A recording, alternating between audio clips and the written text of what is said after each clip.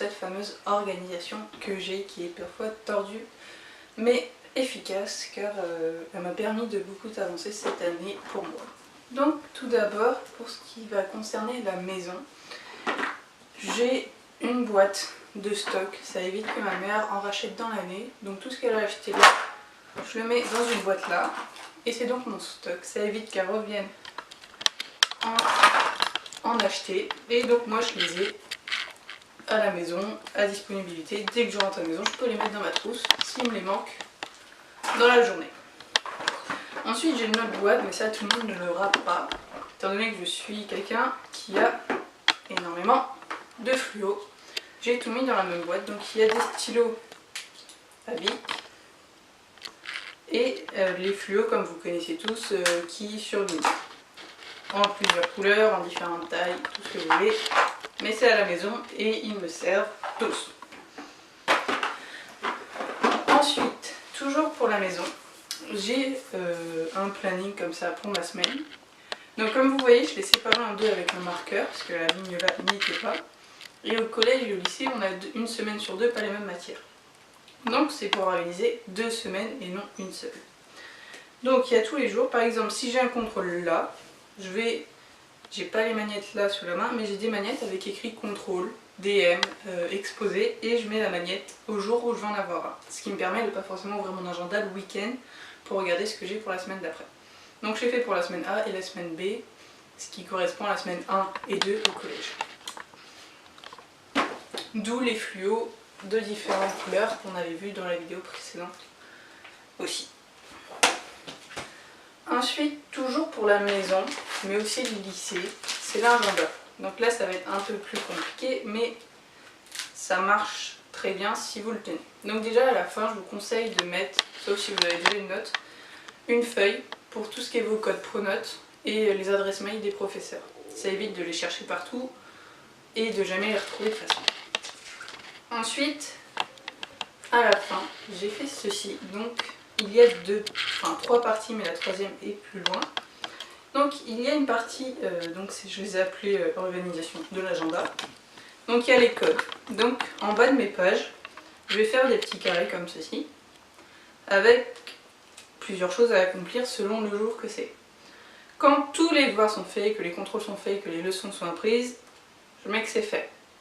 Quand il y a une croix, c'est que c'est reporté, c'est-à-dire que c'était pas forcément pour ce jour-là et que j'ai pas pu le faire parce que pas eu le temps ou voilà. Pour plus tard, c'est plus pour les exposés. Non, pour s'avancer, c'est quand par exemple c'est pour le vendredi et que je le fais le lundi. Comme ça, vendredi, je l'aurais pas, enfin jeudi soir, je l'aurais pas le faire pour le vendredi. Faire une fiche, donc ce sera pour les contrôles. Donc quand ce sera fait, je le colorierai en orange. Professeur absent, donc je ferai un petit carré, je mettrai un A dedans. Et quand le jour sera passé, je le colorierai en vert. Sport, donc ce sera le même jour, hein, je le mettrai toujours. Rendez-vous, donc ça c'est rendez-vous chez la CPE, chez le gestionnaire, je le mettrai et ce sera coloré en rouge pour une certaine raison. Et celle-ci me servira plus pour l'année prochaine, donc PB c'est pour le bac. Donc c'est ce qui va être très important et qu'il va falloir que je garde. Donc là je me suis fait un PS. Et pour les surligneurs, donc ce que je vais faire, c'est que par exemple si j'ai français et que j'ai un contrôle, je vais le surligner en rose, le mot français, suivi de 2 points, et j'explique ce que c'est le contrôle. Une fois que j'ai révisé et que je sais mon contrôle, avec les couleurs pastel, je vais le surligner pour dire que c'est fait. Si c'est un devoir maison, ce sera en orange. Si c'est en jaune, c'est un exercice. En vert, un exposé. Les travaux de groupe en bleu et les oraux en violet. Ces petits post-it qui seront mis et qui ressortiront de l'agenda seront pour me rappeler que j'ai un contrôle ce jour-là. Donc j'aurai juste à tirer sur le post-it pour aller ce jour-là et voir quel contrôle j'ai. Pour savoir en quelle matière j'ai le contrôle, je mettrai la première lettre ou les premières lettres de la matière. Plus loin, donc vu que j'avais pas de notes, j'avais toutes les cartes avant, j'ai dû couper là pour pouvoir aller à cette page. Suivi de là, j'ai mis plein de gommettes. Donc les gommettes vont me servir pour savoir si mes contrôles ont été réussis ou pas réussis, s'il faut que je refasse quelque chose. Donc en vert c'est parfait, c'est plus de 15, c'est que tout a été bien fait, que les fiches sont bien faites, tout va bien. En jaune c'est bien, mais selon ce que le professeur met comme appréciation, je peux faire une meilleure fiche. Donc je mettrai aussi une violette. En orange, c'est revoir ce qui a été loupé, donc réviser ce qui a été loupé. Donc c'est 5 et plus. Je pense que ça veut dire qu'il faut refaire la fiche aussi. Et en rouge, c'est 0 et plus, ce qui m'arrive pas souvent depuis que je suis dans mon nouveau lycée.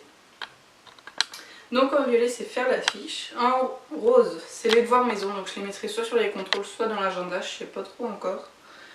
Et en bleu, c'est que j'étais absente, donc ça c'est pour l'agenda, parce que des fois les professeurs ne croient pas qu'on a été absent ce jour-là. Donc j'aurai ma preuve à moi que j'étais bien absente ce jour-là.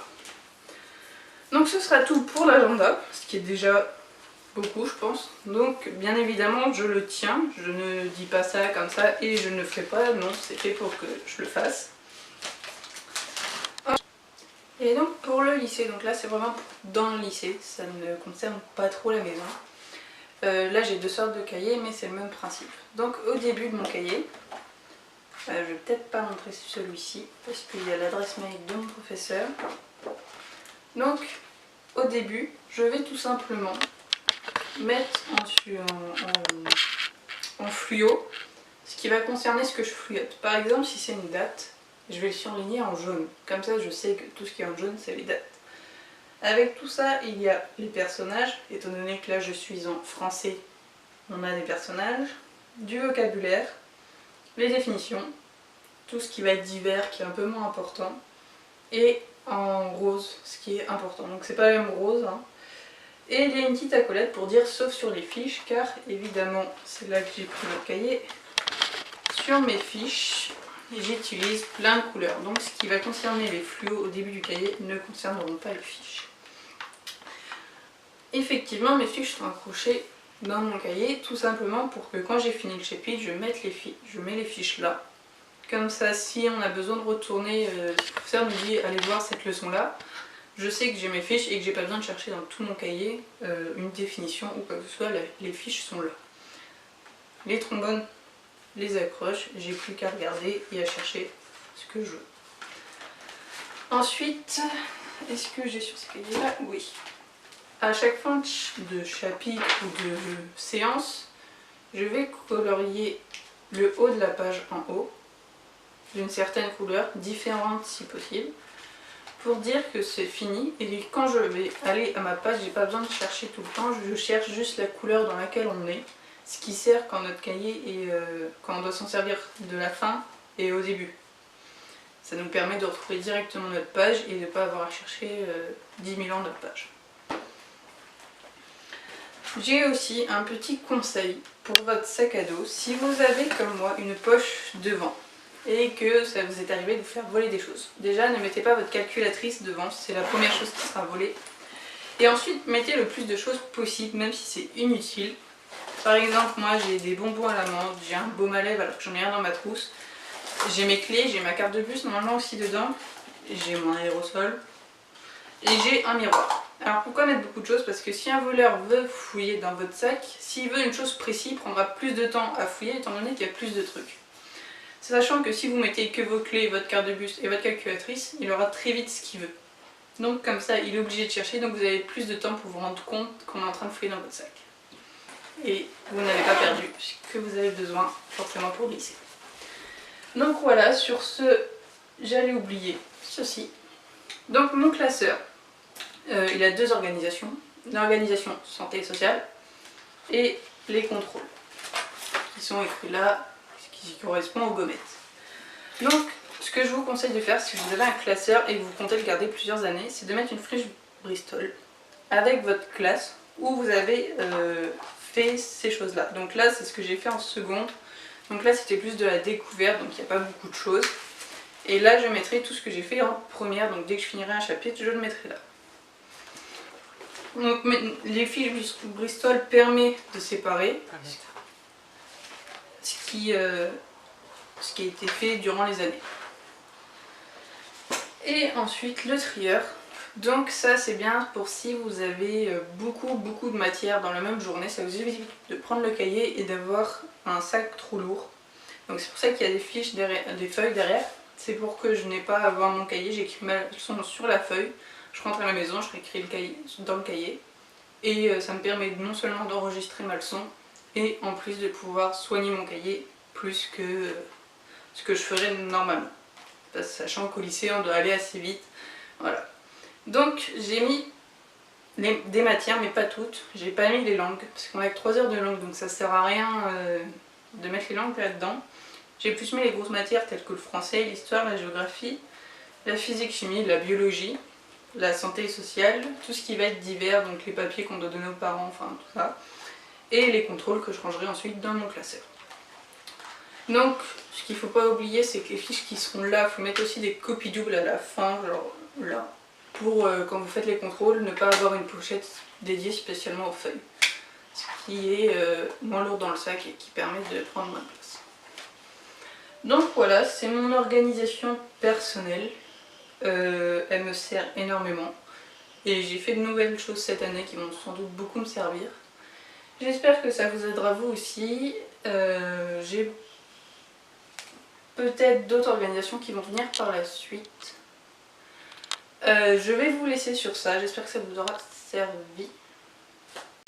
Donc si je fais tout ça, c'est tout simplement parce que je suis dyslexique et dyslorthographique, mais ça peut très bien servir à une personne normale, entre guillemets, parce qu'on n'est pas malade. Les couleurs permettent de voir ce qui va taper à l'œil, parce qu'on est des gens qui se lassent très vite quand on voit un cahier et qu'on voit que c'est tout bleu ou tout noir et qu'on est là, ah ouais, faut apprendre tout ça. Non. Alors qu'avoir des choses fluotées, ça va un peu plus s'amuser, ça va...